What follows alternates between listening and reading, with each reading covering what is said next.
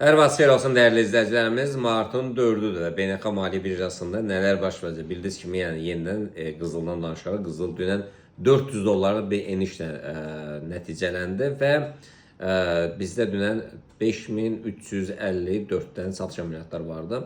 Amma biz dünən GMT taktikasından istifadə elədik. Yəni bay açanlar üçün, yəni 5374-dən bay açanlar üçün 5354-də 2-3 qatına satış əməliyyatları ilə qısa bir zamanda gəlirlə nəticələndi. Yəni hər bir iki əməliyyatla yəni bağlandı və biz axşam saatlarında Telegram siqnal kanalında demək 5045-dən 5081-dən və 5100-lərdən alış əməliyyatları açdı və take profitləri təyin etdik.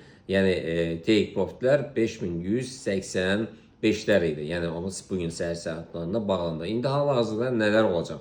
Alış əməliyyatlarımız deməli qızıldan gələcək 5195-lərdən.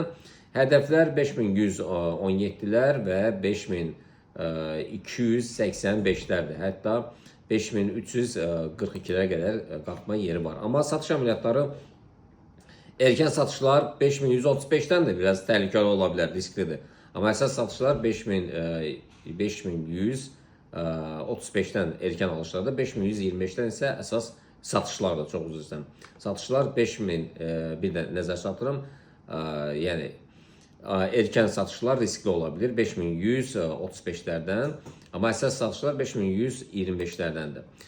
Keçək biz gümüşə. Gümüşdə nələr olacaq? Yəni gümüş də sürətlə aşağı doğru istiqamətə davam edir. Yəni bildiyiniz kimi müharibələr, yəni partlayışlar, bunlar birbaşa qızıla təsir göstərir və qızıl dünən deyək ki $400 endi. Eləcə də gümüş də endi. Bugün gümüşdə alış əməliyyatları 85.700-lərdə, satışlar isə 82.750-lərdə. Bitcoin'ə gəldikdə isə Bitcoin'ə də alışlar 68.300-lərdə, satışlar isə 67.100-lərdir.